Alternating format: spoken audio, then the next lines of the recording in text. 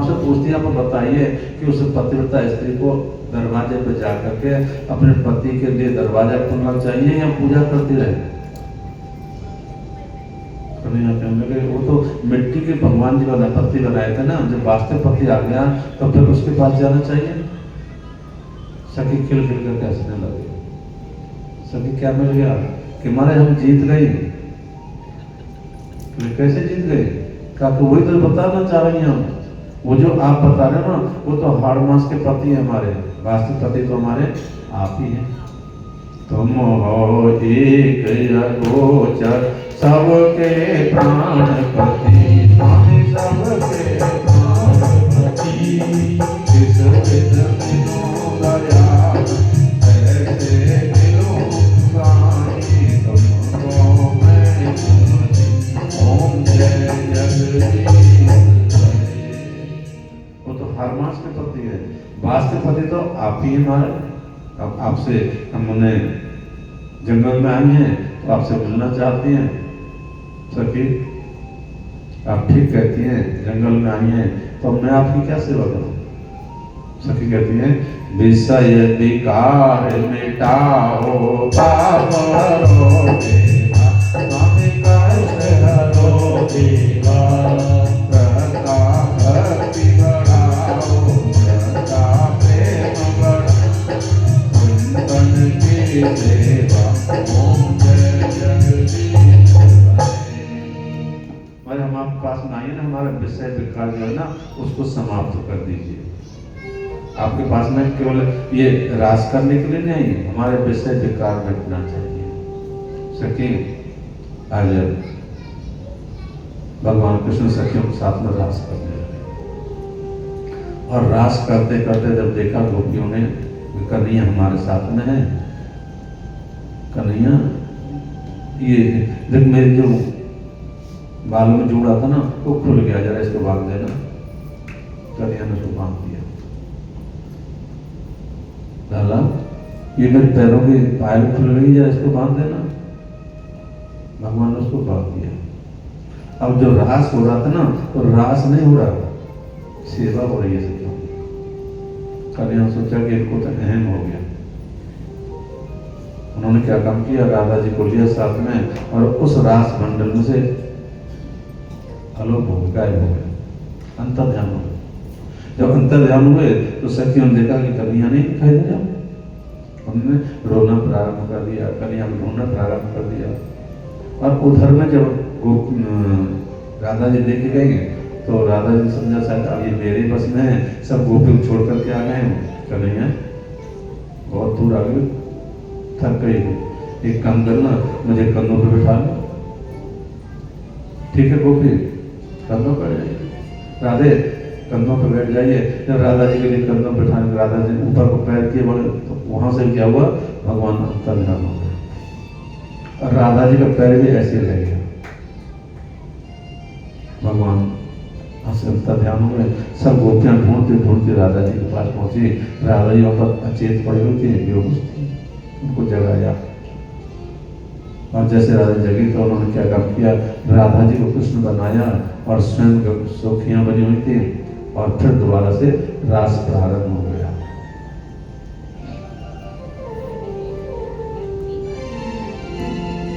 रास रचो है जमुना किनारे कान्हा, रास रचो है, रास रचो है, रास रचो है जमुना किनारे कान्हा, रास रचो है।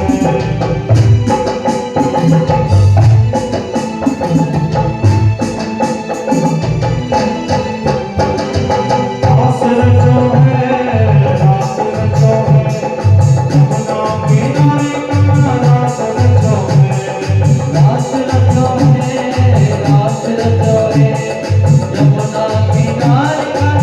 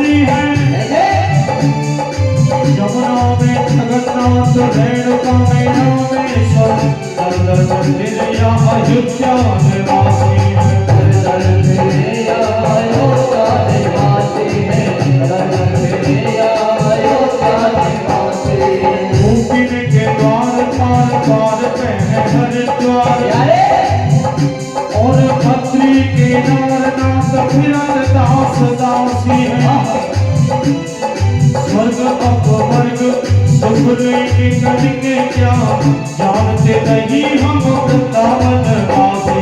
जानते नहीं हम वृंदावन वासी, जानते नहीं हम वृंदावन वासी। हो रास रचो है, रास रचो है, जमुना किनारे का रास रचो है। ओ रास रचो है, रास रचो है, जमुना किनारे का रास रचो है। तेरी उस सांवली सूरत से बस हो गया है प्यार मुझे। आई है जमाने की ठोकर, बस तू ही मिला दे तार मुझे। मेरे इस उजड़ी गुलशन की अब तक जो मिली है बहार मुझे। ओ रसिक बिहारी देर न कर, दिखला दे दीदार मुझे।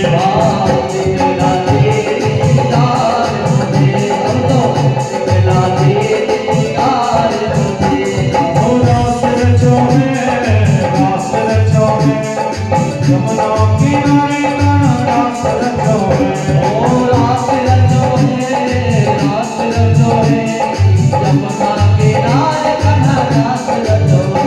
अरे गंगा नाचे जमुना नाचे, नाचे संजू संग। गंगा नाचे जमुना नाचे, नाचे संजू संग।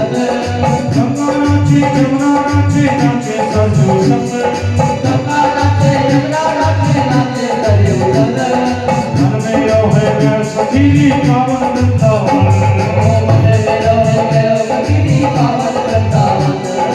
रास रचो है, रास रचो है, जमुना किनारे का रास रचो है। रास रचो है, रास रचो है, जमुना किनारे का रास रचो है।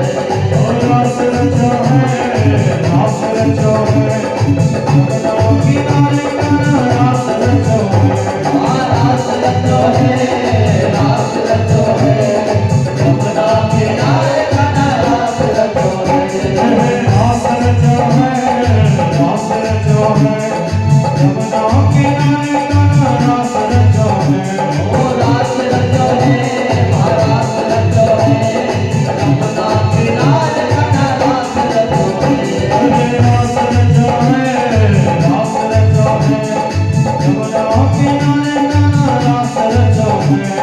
जमुना किनारे का रास रचो है।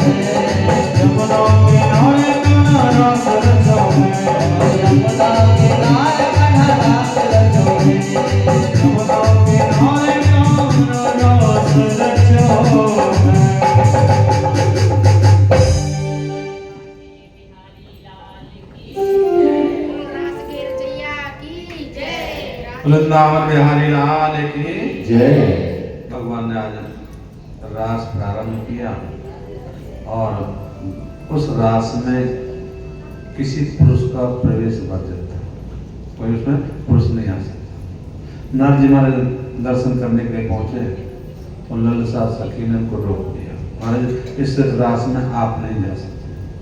सखी हम तो सब जगह चले जाते हैं, बैकुंठ में हमें कोई नहीं रोकता है, हिमालय पर्वत पर, तो यहाँ रास में नहीं महाराज, इस रास में आप नहीं जा सकते, केवल इसमें सखियों का ही प्रवेश है, पुरुष नहीं जा सकते। आज भगवान की विशेष कृपा हुई, नारद जी महाराज गए और एक कुंड खोद करके उसमें स्नान किया और नारद से बन गए नारद जी। आज भी नारद कुंड के नाम से उसे जाना जाता है। कभी गिरिराज जी परिक्रमा करने जाए तो आपको नारद कुंड के दर्शन होंगे। कहते हैं वहाँ नारद जी के नारद कुंड में दर्शन करते हैं तो उस प्राणी के जो अहम होता है ना सब निकल जाता है। भगवान की विशेष कृपा हुई और भोले बाबा कहते हैं कि पार्वती जी रास में तो मुझे जाना है, कि महाराज उस रास में आप नहीं जा सकते हैं। सब लोग तो उस रास में रास कर रहे हैं, भगवान कृष्ण तो उनके साथ में रहेंगे, सखियों के साथ में, तो मैं नहीं रह सकता। नहीं महाराज उस रास में ना पुरुष का वेश बन जाता है, कोई पुरुष नहीं जाता। तो सखी एक काम कर, मुझे ना तो स्त्री बना दे। भगवान आज भोले बाबा को सखी बना दिया गया और सखी बन करके आज कन्हैया के रास में प्रवेश करते हैं। कन्हैया ने पूछा सखी पार्वती को, सखी ये कौन है? कि महाराज मेरी गौरानी है। गौरानी जेठानी से एक हाथ ऊपर है और चलते हैं तो कन्हैया शंकर भगवान ने उनके चलने की जो क्रिया है वो अलग है। बाकी सखी औरतें चलती हैं और शंकर भगवान चलते हैं ना। हाँ सखी ये हमारे ये मेरी गौरानी है ना, इस ऐसे ही चलती है।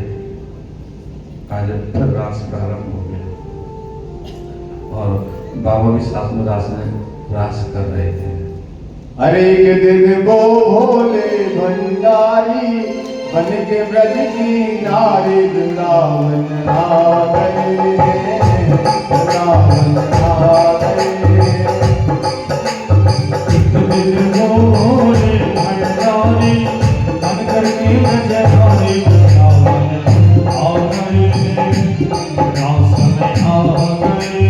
ओ पार्वती जी मना के हाय, ना जाने त्रिपुरारी वृंदावन आ गए, रास में आ गए। और पार्वती जी मना के हाय, ना जाने त्रिपुरारी रास में आ गए, आ गए। पार्वती ने बोला मैं भी चलूंगा तेरे साथ में, तेरे साथ में। पार्वती से बोले मैं भी चलूंगा तेरे साथ में, वो तेरे साथ में।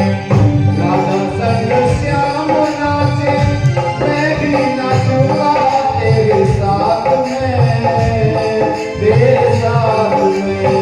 वो राधा संग श्याम नाचे मैं भी नाचूंगा तेरे साथ में, वो तेरे साथ में। राधा चेला जय हो भाई, राधा चेला जय भाई, राधा दिखाओ प्यारे वृंदावन आ गए, वृंदावन आ गए। वो एक दिन भोले भंडारी बन करके ब्रज नारी रास में आ गए, वृंदावन आ गए।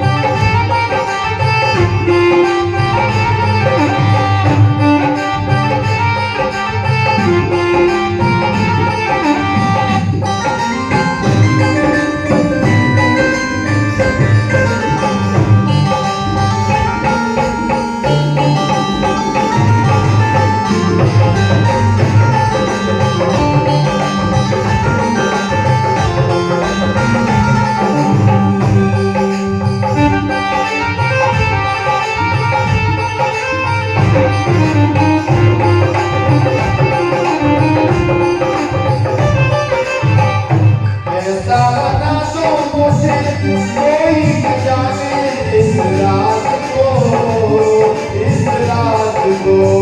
ऐसा बना दो मुझे कोई न जाने इस राज को, इस राज को। मैं हूँ सहेली तेरी, ऐसा बताना ब्रज राज को, ब्रज राज को। मैं हूँ सहेली तेरी, ऐसा बताना ब्रजराज को, ब्रजराज को। लगा के दिया, लगा के दिया पहन के साड़ी, क्या चले मतवाली रावण आ गए, रावण आ गए, रावण आ गए, रावण आ गए। एक दिन भोले भंडारी बन करके ब्रजराज वृंदावन आ गए, दास में आ गए। देखा है जब मोहन में भूल गए वो सब रात की, सब रात की। देखा है जब मोहन में भूल गए वो सब रात की, सब रात की। ऐसी बजाई बंसी सुन भूले भोलेनाथ जी, भोलेनाथ जी। ऐसी बजाई बंसी सद भूले भोलेनाथ जी, भोलेनाथ जी। सिर से सिरक गई जब साड़ी, सर से सरक गई जब साड़ी, उसका एक घायल रावण आ गए, रावण आ गए, रावण आ गए। एक दिन वो भोले भंडारी बन के बजनारी, रावण आ गए, रावण आ गए, रावण आ गए। अरे बांस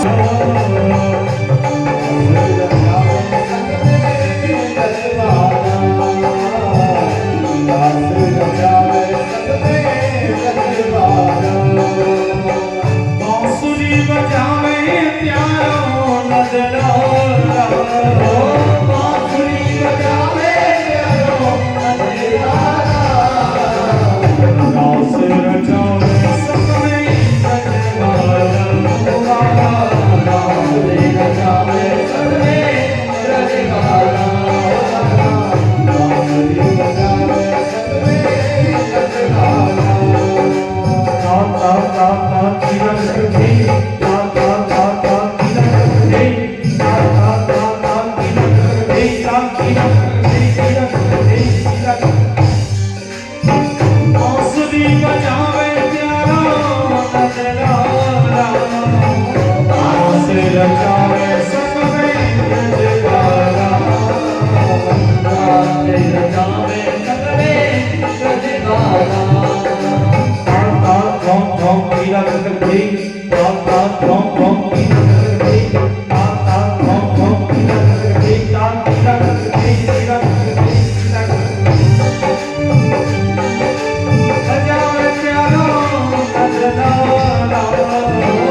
बांसुरी बजावे प्यारो नजरारा,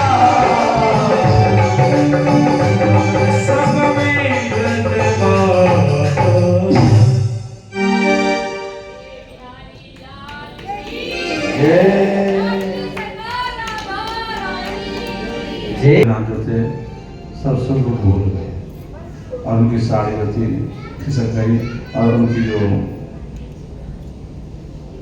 सखी बन करके आए थे वो सब उसका आवरण हट गया। राजन भगवान भोलेनाथ को जब इस रूप में देखा, रूप में देखने के बाद कहने लगे कि आप सखी के रूप में आए, आप सीधा वृंदावन विराजमान हो जाएं। और आज भी उनको गोपेश्वर के नाम से कहा जाता है। सीधा वृंदावन में भगवान संकित रहते हैं और सुबह के समय को उनकी पूजा होती है शंकर जी के रूप में, और शाम को उनको सखी बनाते हैं बाकायदा। वो मोटी सी नथ पहनाते हैं, साड़ी पहनाते हैं और ऐसे लगते हैं वास्तव में सखी है। राजन रास समाप्त हुआ, सखियां सब जो उनके अंदर भगवान से मिलने की इच्छा थी, रास करने की इच्छा थी, पूर्ण हुई। सखियां अपने महलों को चली गई। भगवान भी आज जब नंद भवन पधारे, नारद को चिंता होने लगी और सीधे बिना बजाते हुए कंस के पास पहुंच गए। कंस ने बड़ा स्वागत किया और जाकर नारद जी कहते हैं महाराज कंस आप चले गए,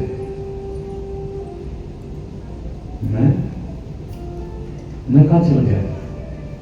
नहीं महाराज आप ना, क्या बात हुई? क्या कि आपको पता है वो जो वसुदेव देव का 8वां जो संतान है वो नंद के घर में है। महाराज आप ना असत्य बोलते हो, कभी कुछ कहते हो कभी कुछ कहते हो। नहीं मैं कभी असत्य नहीं बोलता। अरे आपको पता है जब वो कन्या को आपने मारा था, कन्या क्या बोला था? ताकि कंस तो देवकी को क्यों कष्ट दे रहा है, तुझे मारने वाला गोकुल में जन्म ले चुका है। अगर माता जो थी ना, अगर वो कन्या जो थी देवकी कन्या होती तो कहती माँ को क्यों कष्ट दे रहा है। माँ शब्द नहीं बोला था। आज भगवान विशेष कृपा हुई और नारद जी ने जब कन्या को मार दिया तो उसके बाद में बलदेव देवकी जो दोनों को कारागार से बाहर निकाल दिया था। कहा कि बहन गलती हो गई, ये तो आकाशवाणी ऐसी बोलती रहती है, और दोनों को क्षमा याचना कर दिया, जेल से निकाल दिया था। आज जब उन्होंने बताया, नारद बताया कि उनका 8वां पुत्र गोकुल में है, फिर इसको आज क्रोध आया, अच्छा मेरे साथ तो धोखा किया है, मैं और को समाप्त कर दूंगा। खड़े उठाया और मारने की तैयारी कर दिया। नारद जी ने अच्छा इतनी जल्दी है मारने की? आप उनके माता पिता को मारेंगे तो उनको यहाँ प्रकट होने देने के भी मारेंगे। उनको समझाया था कि कागमरिया आपके पास में यज्ञ है, धनुष है, और धनुष यज्ञ कीजिए और दोनों कृष्ण और बलराम को बुलाइए, क्योंकि आपके भांजे है ना, दोनों को यहाँ बुलाएंगे और फिर यहाँ आपका सब कुछ आप करेगा, आपके अधीन रहेंगे वो, आप उनको हाँ कह दिया मार सकते हो। और नारद ने इतना बताया और बताने के बाद में नारद ने बीना उठाया और तुरंत वहीं चले गए। इधर कंस ने दोबारा से फिर दोनों को लेकर के जेल में डाल दिया। कहा तुमने मेरे साथ में धोखा किया है, आपने 8वें बच्चे को लेकर के गोकुल पहुंचा दिया था, दोनों को जेल में डाल दिया गया। और अपने एक मित्र थे जो अक्रूर जी महाराज को बुलाया और बुला कहते हैं अक्रूर जी आप तो जानते हैं ना क्या, सुर नर मुन सब की यह रीति, सुर नर मुन सब की यह रीति, भारत भाग करे सब रीति, भारत भाग करे सब रीति। आप सीधा वृंदावन चले जाएं और वहां से कृष्ण और बलराम को लेकर के, देखिए आपको पता है ना मेरा काल है। अब तो हमारा सोच रहे कि मैं उनको लेने के लिए जाऊंगा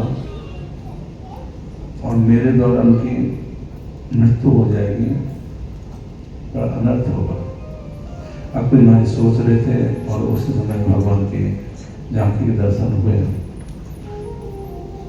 सुखदेव स्वामी कहते हैं राजन आज भगवान की विशेष कृपा हुई, अक्रूर जी महाराज का विचार बदल गया। कहा कि मैं भगवान के दर्शन करूंगा, मैं निहाल हो जाऊंगा, और उनको जब उन्होंने इतने राके उसको मार दिया है तो कंस को वो निश्चय मार देंगे। अब कुछ महाराज प्रसन्न होकर के जा रहे थे और सीधा वृंदावन पहुंचे। और स्वागत नंद बाबा ने किया और स्वागत करने के बाद में अक्कू जी ने अपना प्रस्ताव रखा कि महाराज ये दोनों बच्चे हैं ना, इनको कंस ने बुलाया है, कृष्णा बलराम को, इनके भांजे हैं। अब नंद बाबा ने जो सुनने के बाद में परेशान होने लगे कि कंस ने इनको बुलाया है, कोई अशुभ होने वाला है, क्योंकि वो तो राक्षस है ना। परंतु भगवान कृष्ण जैसे ही बाहर से आए और आके कहने लगे मामा, मुझे मामा ने बुलाया या कह रहा है तो मैं जरूर जाऊंगा। और जिद करने लगे मुझे जाना है। और जब कन्हैया जिद करने लगे तो उनकी जो नंद बाबा के मन विचार था कि इनको नहीं भेजना है, आज उन्होंने भी प्रस्ताव रख दिया, ठीक है आप जाना चाहते चल सकते हैं। भगवान विशेष कृपा हुई, रथ को सजा हुआ था और कृष्ण बलराम उसमें सबसे पहले जाके बैठ गए। सखी कहते कन्हैया आप इतने निर्मोही बने जा रहे हो, इतने दिन तक आप हमारे साथ में रहे, देखिए आपके घर हम रोजाना जाते थे, सुबह सुबह आपको जगाती थी, अब आप चले जाओगे तो आपको किसको जगाएंगे? माखन खाने आते थे, सभी कहती है अब माखन कौन खाएगा? भगवान आगे रथ चलता हुआ जा रहा था, सखियों को कन्हैया ने कहा कि सखी मैं केवल यह माखन खाने के लिए नहीं आया, मुझे धर्म की स्थापना करनी है। आगे चलने लगा, मैया सुलभ माखन की कटोरे लेकर खड़ी थी। कन्हैया ये माखन जरा खा जाए, सुबह से तुमने कुछ नहीं खाया है, माखन खा के जाएगा। कन्हैया ने मैया सुलभ को प्रणाम किया और अक्कू जी को चाल दिया कि आप रथ को चलाए। आज धीरे धीरे रथ चलने लगा और जब आगे रथ जाने लगा तो आज कन्हैया को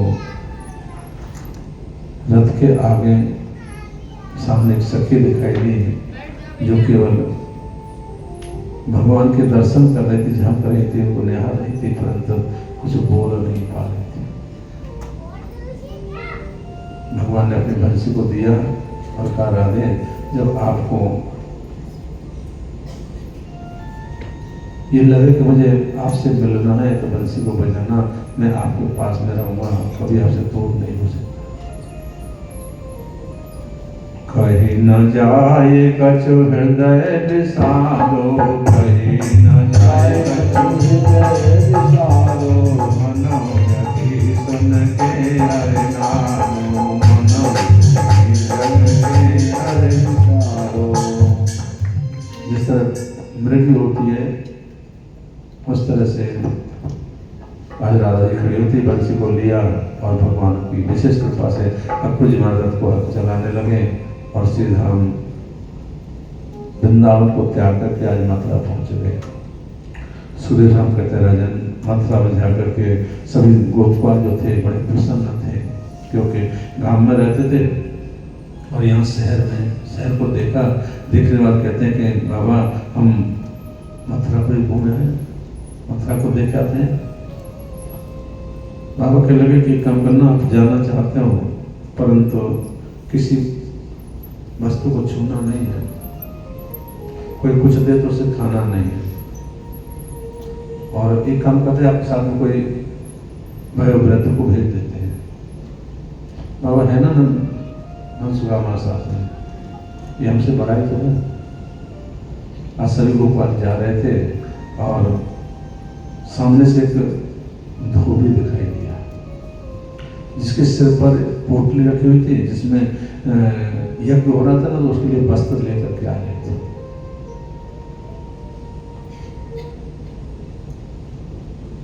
मंगल कलर का नहीं है तो ऐसा लगता है जैसे कोई बहुत अहंकारी है, कुछ बोल नहीं रहे। चल भगवान ने कहा कि बात करते से रोका और रोकने के बाद कहा कि आप कौन? ताकि मेरे पास कपड़े हैं, इनको लेकर के कंस के पास जा रहे हैं, उनका परिवार कल पहनेगा, कल ही धनुष्य होगा। आके आप हम उनके भांजे, एक काम करो, ये कपड़े हमको दे दीजिए, हम पर कपड़ों को पहन लेंगे, हमारे पास कोई अच्छे वस्त्र नहीं है। ये कहेगा अच्छा तुम ग्वालियर, तुम क्या जाना बस पहन करके, ये राजा के कपड़े से राजा के वस्त्र हैं, उनका परवाह करने का। भगवान की ने आज धोबी को लिया और लेकर के उसका जो मुक्का ऐसा मारा, तो सिर जो था ना वो सड़क पर घूमता हुआ दिखाई दिया। वस्त्र लेकर के अब उनको पहनने लगे, तो जहाँ पैर था, पैर का जो स्थान था वहाँ पर सिर घुमा चढ़ाते, जहाँ हाथ का स्थान था वहाँ पर पैरों फंसाने लगे। अब कोई पहनने की स्थिति थी नहीं। एक काम करते, भैया ये जो कपड़े तो आपने दिला दिए, अब इनको ठीक ठाक से बन जाए ना, ऐसा करते हैं। तो एक द्रोण नाम का दर्जी था, उसके पास गए और कहा, दर्जी से कहा, भाई आप तो ना हमारे जानते हो कि हम कंस के भांजे हैं, हमारे एक काम करें, कपड़ों को जरा ठीक से कर दीजिए, ठीक से बना दीजिए तो आप पहन लेंगे। दर्जी ने क्या काम किया, कपड़ों को सबको सेट कर दिया, पहना दिया, सबने कपड़े पहन लिए। पहनने के बाद में आगे चलने लगे, देखने लगे कि भैया देख कपड़े तो पहन लिए, अच्छे लग रहे हैं, परंतु एक विशेष बात है। बोले क्या बात है? काफी गले में माला नहीं है, माला भी तो होनी चाहिए। जो कंस के राजा के भांजे ना, कपड़े हमने पहन लिए, माला होनी चाहिए। तो एक द्रोण नाम, सुदाम नाम का माली था, वो माला लेकर के आ रहा था। भैया माला को लेकर कहाँ जा रहे हो? क्या कंस के पास जा रहे हैं? कि हम कंस के भांजे हैं, माला को दे दो ना। माली ने क्या काम किया, माला लेकर के और कृष्ण बलराम को जितने गोप पुकारते ना सबको पहना दिए। गोपाल और प्रसन्न थे, आगे जा रहे थे, कहने लगे भैया देखो कपड़े भी अच्छे हो गए, माला भी हो गई, तो ये माथा है ना ये सोना सोना सा दिख रहा है, इस पर बढ़िया सा टीका लग जाए और बढ़िया हो जाएगा। आगे जब जाने लगे तो देखते हैं कुब्जा नाम की कुछ दासी थी जो चंदन घिस करके ला रही थी। रोजाना कंस के लिए चंदन घिसती थी और वो झुकी हुई थी नीचे, उसे किए वो जा रही थी। भगवान कन्हैया कहने लगे, सुंदरी ये क्या लेके जा रही हो? पूजा करने लगी कि आज तक मुझसे सुंदरी किसी ने नहीं कहा, मैं तो वैसे ही टेढ़ी हूँ और मुझसे सुंदरी कहने वाला कौन आ गया? ऐसे मुड़ करके देखा, कन्हैया जी ने आज भगवान विशेष कृपा हुई, कन्हैया जी के पैर पर हाथ पैर रखा और थोड़ी के नीचे हाथ लगाया, उसको ऊपर को करके सीधा कर दिया और कहा कि एक काम करिए, चंदन हमको लगा दीजिए। वो सुंदर बना दिया और सुंदर बनने के बाद में उन्होंने बहुत अच्छा टीका लगा करके सब गोपाल को सजा दिया गया और सब गोपाल सज करके धनुष युद्ध में जा रहे थे। सुखदेव साहब कहते, राजन भगवान की विशेष कृपा हुई और जहाँ धनुष रखा हुआ था वहाँ पहुंचे, देखा तो उस धनुष को, कहा कि यही धनुष है, इससे यज्ञ होना है। हाँ यही धनुष है हमारे। अरे इस धनुष को कैसे उठाएंगे? धनुष का कहने लगा, ये कोई गिरिराज से भारी थोड़ी ना है, तो गिरिराज पर्वत को इन्होंने उठा लिया, तो धनुष को भी उठा लेंगे। धनुष के पास पहुंचे और धनुष को जैसे उठाया वो टूट गया और जैसे धनुष टूटा आवाज गई, लेकर के दोनों के धनुष के दोनों हिस्सों को लेकर के दोनों कृष्ण और बलराम आगे जाने लगे।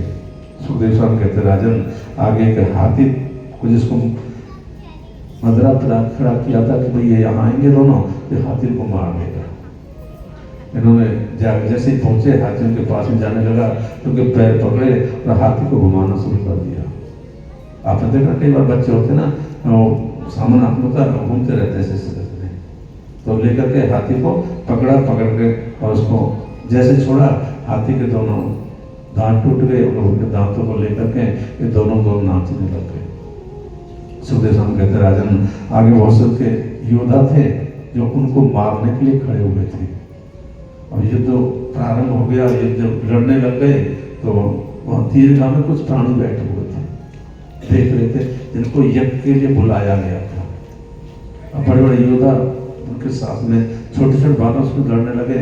तो कुछ माताएं थी ना, वो कहने लगी कंस तेरा भलो ना हो, छोटे छोटे जीवागम से तो इतने बड़े बड़े पहलवान ने लड़ा रहा हो।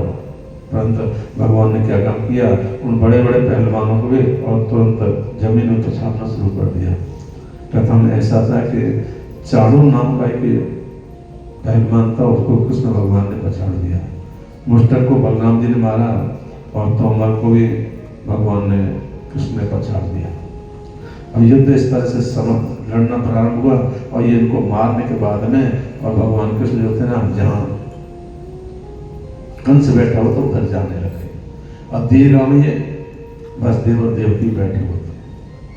वसुदेव जी महाराज देख करके कि भगवान लाला युद्ध तो कर रहा है, परंतु ये छोटा है, कैसे कंस को मार पाएगा। एक ही शक्ति उनके पास में थी, हनुमान जी महाराज। उनके हनुमान चालीसा शुरू हो गया। हनुमान चालीसा पढ़ते पढ़ते कहने लगे, नासे रोग हरे सब पीरा, नासे रोग हरे सब पीरा, जपत निरंतर हनुमत वीरा, जपत निरंतर हनुमत वीरा। भगवान जी हनुमान से प्रार्थना करते हैं कि कोई शक्ति ऐसी दीजिए कि बच्चा जो ना सफल हो जाए कार्य में। हनुमान जी गए और कृष्ण भगवान गए, जाके कंस का पैर पकड़ लिया, उनको घसीटते हुए नीचे ले आए, उनके केस पकड़े। केस पकड़ कहते हैं कंस के लिए क्या कर रहे हो, कि जब तूने माँ के केस पकड़े तब तुमको तो कष्ट नहीं हुआ था, अब तेरे केस पकड़े तुझे कष्ट हो रहा है। नीचे घसीट के लाने लगे। अब बाजे जब बज रहे थे ना, अब तक जो बाजे बज रहे थे वो तो कंस के बाजे बज रहे थे। अब कंस के बाजे बंद हो गए क्योंकि कंस मारा जा रहा है। अब देवताओं के नगाड़े बज रहे थे, देवता लोग नगाड़े बजा रहे थे, खुश हो रहे थे, आज कंस को मारा जा रहा है। सुखदेव स्वामी कहते हैं, अर्जुन भगवान की विशेष कृपा हुई, भगवान ने बाल पकड़ कंस को नीचे लिया और कंस को कुछ ही क्षणों में समाप्त कर दिया। सभी लोग जो दीर गांव बैठे थे बड़े खुश थे। भगवान ने जाकर के नंद और वसुदेव देवकी को दोनों को मुक्त कर दिया। दोनों मुक्त हो गए और ये दोनों को दोनों मुक्त होकर के आज भगवान से प्रार्थना करते हैं कि किसी तरह से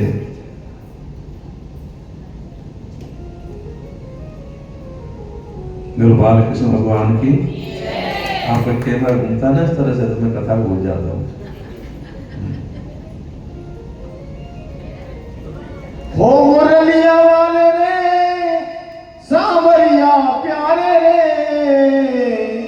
हो मेरा दिल तुझ पे कुर्बान। मुरलिया वाले रे, मेरा दिल तुझ पे कुर्बान। मुरलिया वाले रे, मुरलिया वाले रे, सांवरिया प्यारे रे, मुरलिया वाले रे, सांवरिया प्यारे रे, हो मुरलिया वाले रे, सांवरिया प्यारे रे, मुरलिया वाले रे, सांवरिया प्यारे रे, हो मेरा दिल तुझ पे कुर्बान।